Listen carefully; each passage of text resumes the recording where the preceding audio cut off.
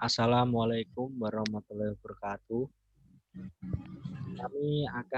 Kami di sini akan mempresentasikan atau memaparkan tentang sigma filosofis. Sebelumnya, perkenalkan anggota dari kelompok kami. Yang pertama, saya sendiri, yaitu Afif Alfianto, NIM 2018 dan selanjutnya Danis Muhammad Aziz Budi, NIM 2018 53071. Selanjutnya Wahyu Susila Utomo, NIM 2018 530-784. Maaf. Yang terakhir Muhammad Rafi Salsabila, 2018 530-708. Selanjutnya, apa itu sigma? Pada kesempatan pertemuan ini, kita akan membahas filosofi sigma. Sigma adalah metode yang berfokus pada peningkatan kualitas. Six Sigma berasal dari kata sig, yang berarti 6, dan sigma yang merupakan satuan dari standar deviasi yang melambangkan dengan simbol sigma. Six Sigma juga sering disimbolkan menjadi 6 sigma. Definisi Six Sigma. Six Sigma adalah metode yang berfokus pada peningkatan kualitas, yaitu mengurangi pemborosan, dengan membantu organisasi menghasilkan produk dan layanan yang lebih baik, lebih cepat, dan lebih murah. Konsep Sigma sendiri adalah konsep dasar dari Sigma. Awalnya berasal dari gabungan antara konsep TQM atau Total Quality Management dan Statistical Process Control atau SPC. Saat ini Six Sigma menjadi sebuah sistem manajemen. Berikut adalah beberapa strategi sistem manajemen yang digunakan pada Six Sigma. Yang pertama, customer focus, yaitu fokus terhadap kepuasan dan kebutuhan pelanggan. Yang kedua, reduce defect, atau bisa disebut menurunkan kecacatan. Yang ketiga, center around target, yaitu berkisar di sekitar pusat target. Yang terakhir atau yang keempat, reduce variation, atau menurunkan variasi. Dilihat dari pengertian Six Sigma tersebut, bisa dikatakan jika metode ini berfokus pada kualitas. Metode ini merupakan implementasi yang ketat, fokus, dan sangat efektif dalam penerapan prinsip dan teknik kualitas yang telah terbukti.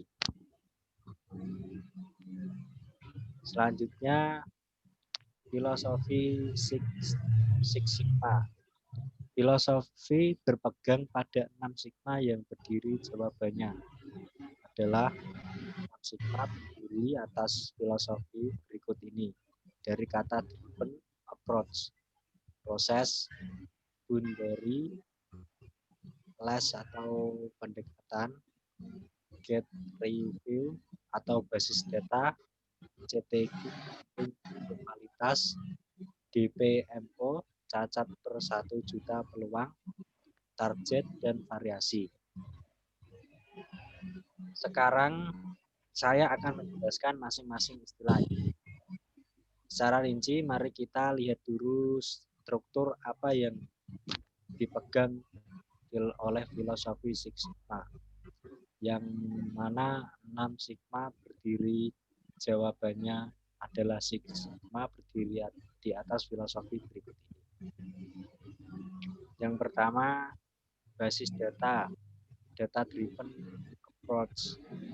Yang kedua, process. Yang ketiga, kurang terikat boundiless. Yang keempat, review Boundiless. target issue. Yang kelima, CTQ atau penting untuk kualitas, atau CTQ dengan nama lain critical to quality. Yang keenam, DPMO atau peluang yang memiliki panjangan defect per million opportunities. Yang ketujuh, target. Yang terakhir, variasi atau variation. Selanjutnya akan dibacakan oleh Wahyu Susilo Utomo. Pendekatan berbasis data, data-driven approach. Filosofi pertama didasarkan pada data-driven approach atau pendekatan berbasis data. Pendekatan berbasis data berarti pengambilan keputusan berdasarkan fakta daripada berdasarkan firasat.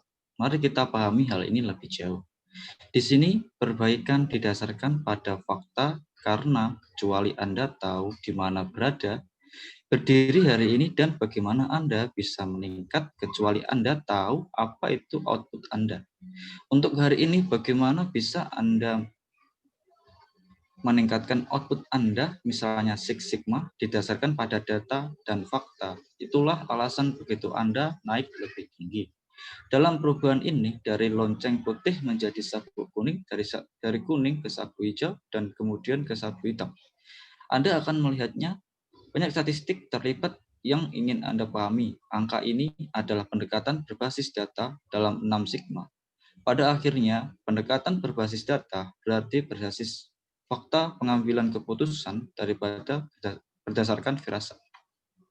Proses.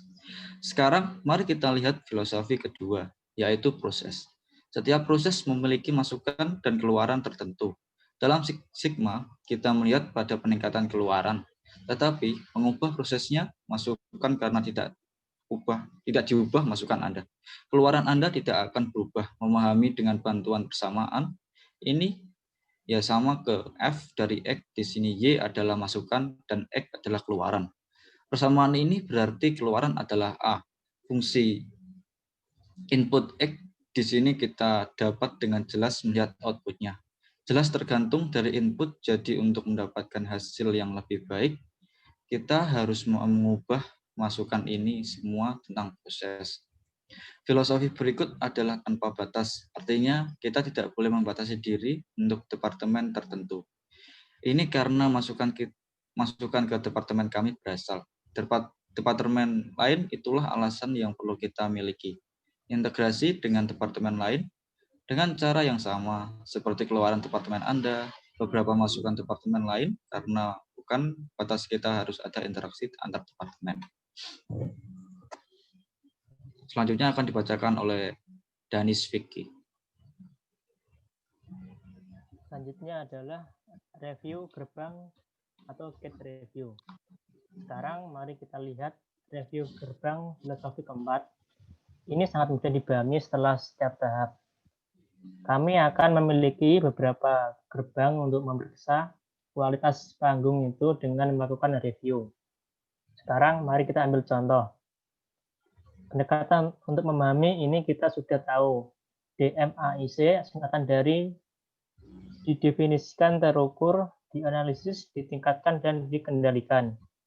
Dari sini kita memiliki 5 tahap, dan setelah setiap tahap kami memiliki tujuan gerbang, tinjauan gerbang. Jadi setelah Anda menentukan proyek dan Anda pergi ke fase define untuk tahap pengukuran, ada review gerbang. Review gerbang adalah untuk memeriksa apakah kualitas terpenuhi pada tingkat yang ditentukan atau tidak. Jika kualitas tidak terpenuhi, maka pengerjaan ulang perlu dilakukan dalam tahap yang ditentukan, dan pemeriksaan atau gerbang ini sangat penting untuk mendeteksi masalah sejak dini. Misalkan tidak ada gerbang tinjauan, maka masalah fase didefinisi akan terlewat, dan begitu produk mencapai pelanggan kita akan mengetahui dengan ini reputasi perusahaan akan turun dan kami harus membayar banyak untuk memperbaiki masalah. Inilah filosofi review gerbang. Selanjutnya, CTQI atau Critical to Quality. Yang penting untuk filosofi kritis 6 sigma lainnya adalah di bawah ini. Didasarkan pada kebutuhan pelanggan, apapun yang kita lakukan, perbaikan apapun yang kita rencanakan, melakukannya harus difokuskan pada kebutuhan pelanggan, dan istilah untuk di sini adalah CTV yang sangat penting untuk kualitas. Penting untuk kualitas adalah semua parameter tersebut yang penting bagi pelanggan. Anda ini tidak melakukan perbaikan apapun tidak penting bagi pelanggan Anda, karena itu akan membuang waktu dan membuang uang untuk sesuatu yang bukan untuk pelanggan. Khawatir tentang nada memiliki sumber daya yang terbatas untuk dilakukan perbaikan, jadi lakukan perbaikan di era yang menjadi perhatian Anda. Pelanggan ini adalah filosofi dari CTV. Selanjutnya akan dibahas oleh Muhammad Rafi.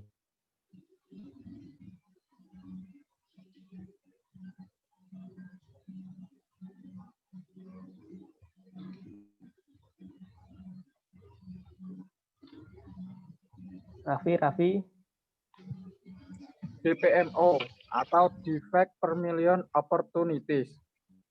Poin ini adalah DPMO yang merupakan cacat per juta peluang.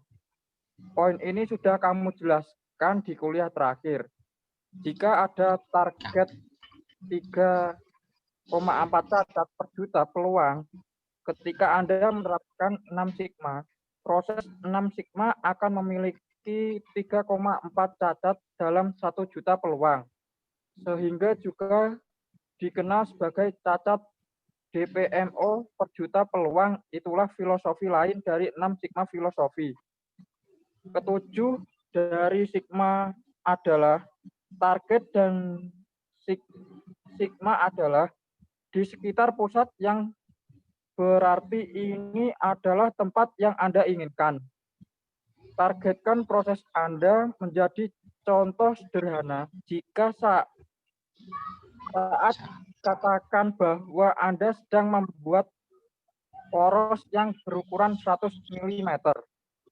Panjang ini bisa mencapai 2 mm plus atau 2 mm minus poros. Ini bisa jadi apa saja antara 98 hingga 102 mm. Tetapi dalam 6 sigma target Anda adalah mencapai 100. Yang berarti di tengah dengan melakukan ini Anda akan coba meminimalkan variasi filosofi ke-8 6 sigma. Ini Anda akan mencoba untuk meminimalkan variasi filosofi ke-8 6 sigma.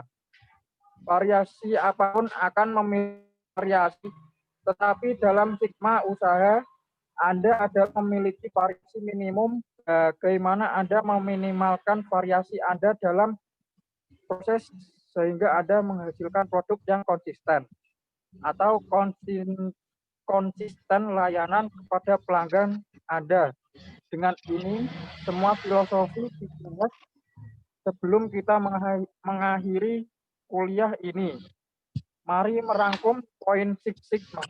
Berdiri di bawah ini filosofi data driven, proses, boundary, gate review, CTQ, DPMO, target, dan variasi.